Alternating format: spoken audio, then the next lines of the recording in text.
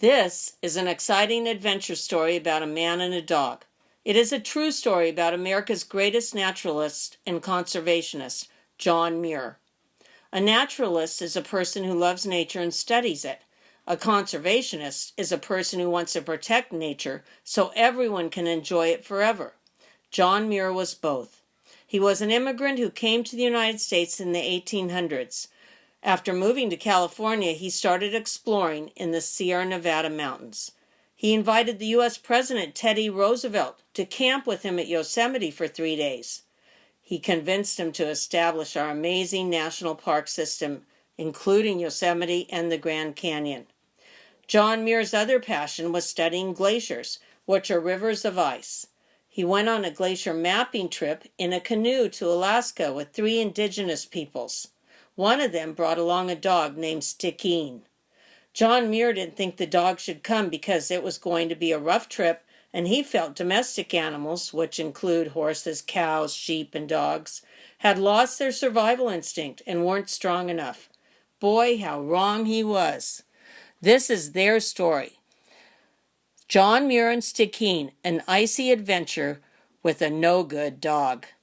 By Julie Dunlop and Mary Beth Lorbecki. Illustrated by Bill Farnsworth. John Muir stared at his friend's dog. Silky hair, dainty paws, and darkness in his eyes, like weather that could turn on you. "Your pet doesn't belong on this trip," John complained. "He'll need care like a baby." Hall Young just laughed. "Stickeen's a wonder of a dog, Muir. He can swim like a seal, stand cold like a bear." John scoffed, but the dog jumped into the boat. That's how much Stickeen cared for John Muir's opinion. At all pull, the expedition was off to map Alaska's glaciers. Now I'm going to give you a little explanation of what a glacier is. It is a river of ice that forms in areas that get a lot of snow. It is often too cold for the snow to melt. It builds up more and more every year. As a matter of fact, the weight of all that snow on the top of the snowpack turns the bottom of it into ice. Now the Earth's gravity takes over, and the snow and ice start moving very slowly towards the ocean, which is the low spot. Glaciers have huge cracks or crevices in them, and even little canyons or chasms. When the glacier reaches the ocean, huge parts of it will break off. That is called calving. The broken off pieces become icebergs. John Muir wanted to find out how fast the glaciers moved and where they started. The men leaned into their oars. John jotted notes and sketched. He drew gulls slicing through the breeze and porpoises arching above the waves. This was the life. Then a thunderous crack echoed. Crunch! A chunk of glacier slammed into the water. Icy waves shot up. The canoe rocked. Everyone fought to keep the canoe from tipping. Everyone except Stickeen, his snout on the prow. The waters finally quieted. John glanced at the sopping wet dog. Just as I thought, a lazy coddled pet waiting for a towel rub. Stickeen saw John's eyes on him. He crawled under Muir's legs and shook himself dry. Hall and the crew hooted while John dripped. Expedition Notes, August 8, 1880. Fort Wrangell to Glacier Bay, Alaska Territory. Purpose, to map uncharted glaciers. Expedition leaders, John Muir, S. Hall Young. Lot tween, extra baggage, one worthless dog, Stickeen. Wildlife sighted, feathered people. At every landing, Stickeen was the first out. The dog went where he wanted and ignored all calls to leave. At the last moment, there would be Stickeen paddling to catch up. He's not my problem, thought John. His mind was on the wild mountains of ice. Muir had such a crazy love of glaciers, the natives called him Glat Onco, Ice Chief. At each camp, John tramped into the forest and over mountains, scribbling notes along the way. And who began tagging along? Stickeen! Get on with thee, John shouted. You're not fit for the wild. He waved his arms. He threw pine cones. He ignored the dog. Nothing worked. Every day there he'd be, that dog following Muir. Not close enough to be friendly, never a tail wag, never a lick or a look or a bark of greetings. Stickeen seemed as cold and silent as a glacier. Here's a little note on Stickeen. Young's wife got the pup as a wedding present from a gold miner. The town Stickeen Indians considered the mutt good luck and gave him the name Stickeen. One night, John and Lot left camp in the dark to catch supper. Thousands of salmon fins churned the stream into silver fire. Then from a far bank came a steady comet-like blaze towards them, like a huge beast chasing the fishermen. Lot rowed hard. Inches from the boat, the monster lifted its head. Muir roared with laughter. "Stickeen! What a puzzle was that bothering little dog!" The last morning in Glacier Bay was as wild and dark as an angry grizzly. Tomorrow the expedition would have to turn for home. The ice called to Muir, rousing him from a deep sleep. He slipped from the tent, careful not to wake the others or Stickeen. I meant to gulp some coffee before starting out, but when I heard the storm and looked out, I made haste to join it, for many of nature's finest lessons are to be found in her storms. I like the way the author compared the morning the weather as wild and dark as an angry grizzly. You know, grizzlies are huge and dark, and they can be very angry looking with their long claws and big teeth. So comparing the weather to the angry grizzly really helped describe the situation. Not far from camp, John spotted a shadow slipping behind him through the trees. "Go back to camp and have your breakfast," John yelled. "This storm will kill thee." But Muir should have known. Stickeen was more stubborn than he. Beaten, John offered the drenched dog a bit of his biscuit. John hiked up rocky slopes, leaving the dog to do as he wished. A shaft of sun split the storm. Ahead stood the king of glaciers. Hacking ice steps with his axe, Muir climbed the blue wall. Stickeen scrambled after.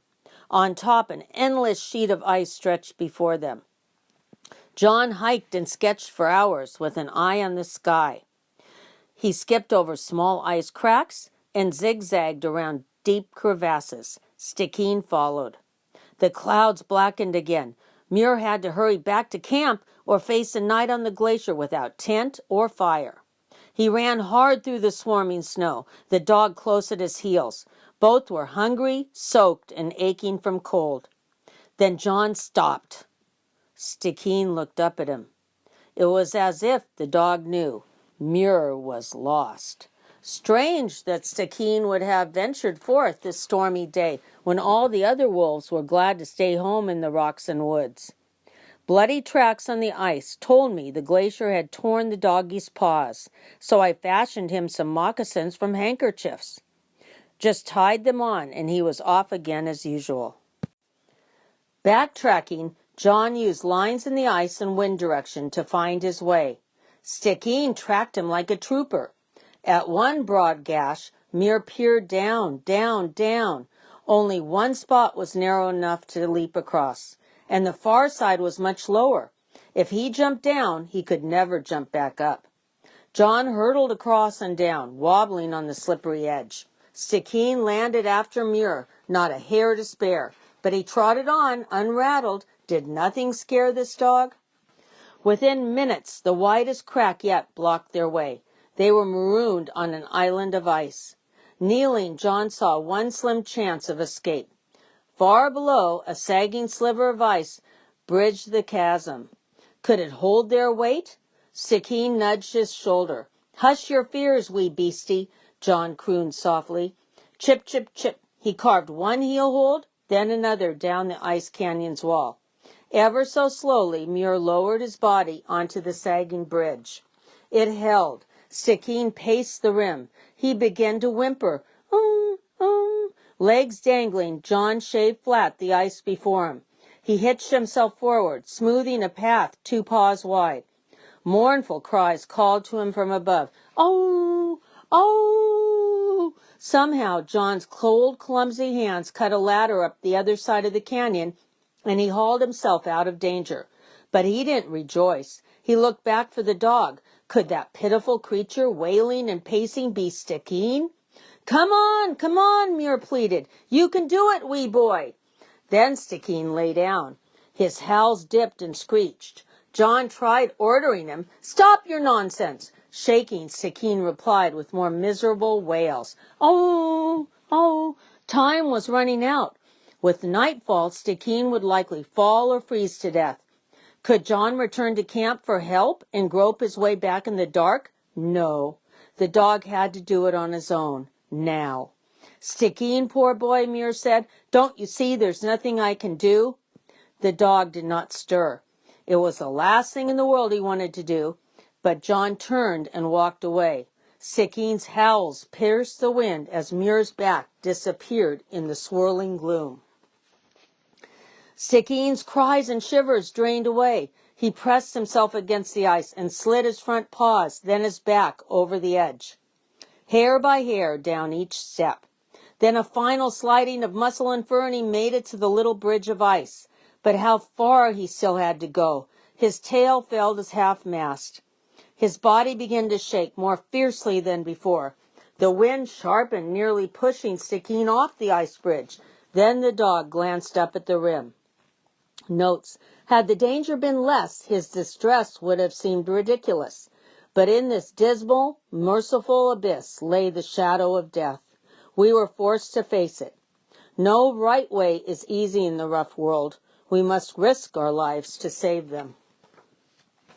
John was peering down. He had never really left. The dog's tail flew over his back. Steady as the pelting snow, Stickeen moved over John's bridgeway path. But at the wall, Stickeen stopped and eyed the towering cliff. Dogs are poor climbers, John knew. Would Stickeen try? Stickeen launched skyward, scrambling up the wall and over the top. Well done, John cheered. Well done, my boy. He reached out for the dog, but Stickeen whizzed past, whirling, dancing, rolling head over heels. Squealing, the dog spun and charged at John, nearly knocking him down. A gleam in Stickeen's eyes shouted, Saved! Saved at last! Nothing could frighten them now. All the cracks they met seemed puny and easily hopped. Through the darkness, they spotted Lot's campfire. Stickeen staggered to a blanket by the fire. The men rubbed John dry as he spun out their tale of their storm battle for life. Stickeen had proven that his spirit was as fine as any wild creature's, or any human's. Yon's a brave doggy, John declared, nodding to Stickeen. Stickeen answered with a heavy thump of his tail. Stickeen was a changed dog, always ready to rest his head on my knee. And often, as he caught my eye, he seemed to be trying to say, Wasn't that an awful time we had together on the glacier? Expedition completed, September of 1880. Wildlife scene, porpoises, gulls, salmon, ravens, foxes, ducks, wolves, mountain goats, grizzlies. Finest animal of all, Stickeen, the dog, enlarged the boundaries of my life. I saw through him down into the depths of our common nature. Afterward, for the rest of their voyage, the dog sat by John in the canoe by day and slept by his side at night. Stickeen and the ice chief endured many more adventures on the trip south. At Sitka, Alaska, John had to leave his companions to catch a steamship home to California. The crew had to hold the struggling dog while John stepped onto the pier. Stickeen stood in the canoe, howling, his mournful goodbye carried on the winds. John never forgot his brave friend. Muir devoted himself to protecting wildlands, talking to presidents, giving speeches, and writing books about our need for nature's freedom and beauty. But he always had time to tell his favorite tale of Stickeen's struggle for life on the ice in Glacier Bay. He called their adventure the most memorable of all my wild days. In 2 books written late in life, Stickeen and My Boyhood and Youth, Muir urged readers to love all of Earth's creatures, both wild and tame. Stickeen had shown something to Muir. Animals were much more like humans than John had thought. In Stickeen, the ice chief had found his kindred spirit. I encourage all of you to go to Martinez and visit John Muir's home that is preserved there.